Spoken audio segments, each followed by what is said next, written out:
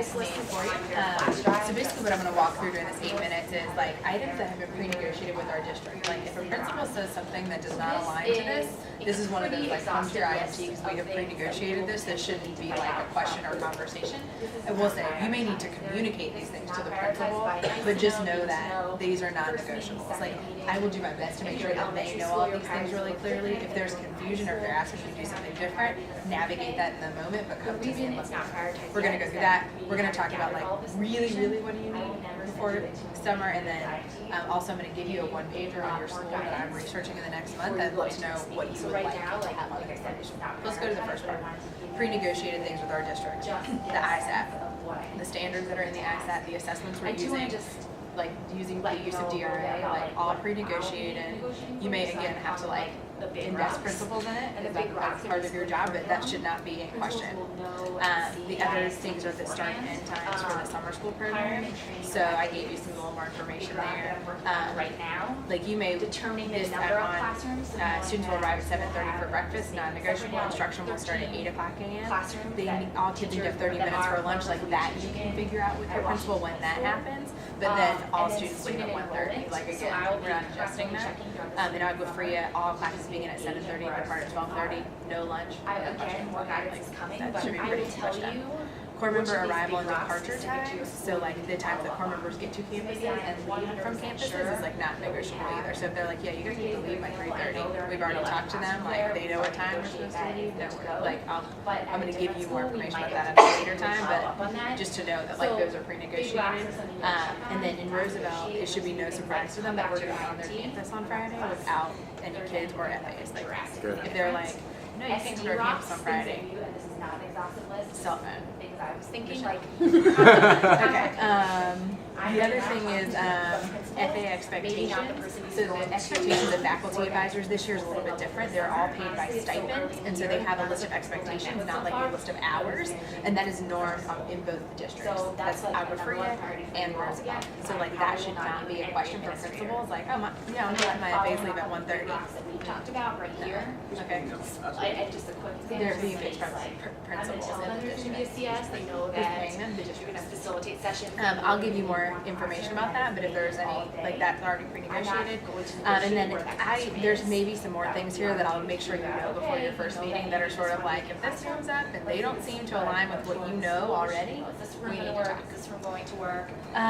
So then items you really need to find out from principals early on, a couple things that I think are really important are the use of their existing instructional materials at their school sites. Because we don't provide any curriculum this year, we really need to know, like, can we use books that are in classrooms? Can we use textbooks that you currently use in the school year?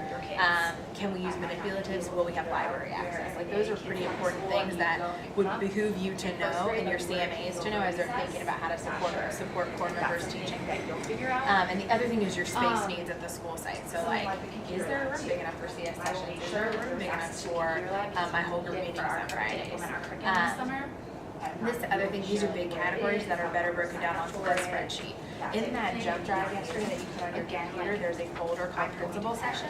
I have a spreadsheet in there that lists like a bunch of questions about school logistics that you should ask. And I also said like best to find out around, like I gave you some times like that would be like when it would be good to have that information. Which we'll talk through on the call, but you do have that, just so you can go to it and look through it if you want. We'll reference it again later, but these are just the two bigger categories from like returners or CNAs or what else do we really need to know early besides like instructional materials, space needs. Can you think of anything? I would say the programs that are going on at the school sites, the things that you want to know. Here are the things that I already know in advance, or the things I don't know, just do everything that is right here in my share the facility On Sundays? You also know that. Like, is there anybody that's like sharing facilities or sharing, like I will be able to tell you now that in Roosevelt there's a ELD, which is their yearly English language development classes that are happening simultaneously but not associated with Teach for America. Like that's a great question. Like who else is using the campus? Like are we gonna, yeah, Girl Scouts, sports, church, etc. Anything else you can think of that's like early? Ongoing communication. because how the you schools can in Chicago are just Yeah, basically exactly. neighborhood schools, especially the two neighborhoods. What like changes can we make to? We're having difficulty getting enough classrooms, so we're saying there's What probably are their 4 plans for the summer, quorum so you know what four things you need to take on versus what you can delegate?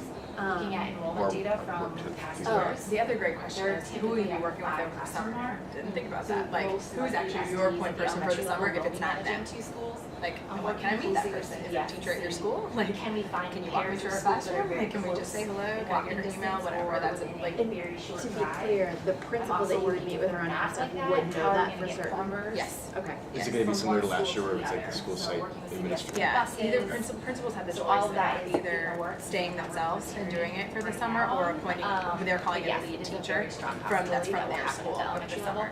The other note about some of the Roosevelt schools that I'll be in touch, so let's get on to maybe this last question about like, you're gonna receive a one-pager about your school, what do you want to know? Which is really exciting. One thing that I will be able to tell you is some of the programs in Roosevelt are actually 2 programs on one campus. So I can give you an example, Bush and Campbell are essentially gonna operate like Bush FAs and kids on one side of the building, Campbell FAs and kids on the other side of the building. 2 lead teachers, you are there. Like, you are there like on Campbell's campus, 1 SD dealing with 2 different administrators, 2 different So I groups of can kids. get, and I'll probably. So there's some schools like that, there's some schools that aren't like that. I will let you, that's like one thing you'll find out on your one pager, like what the assignment is at your school about like partnership.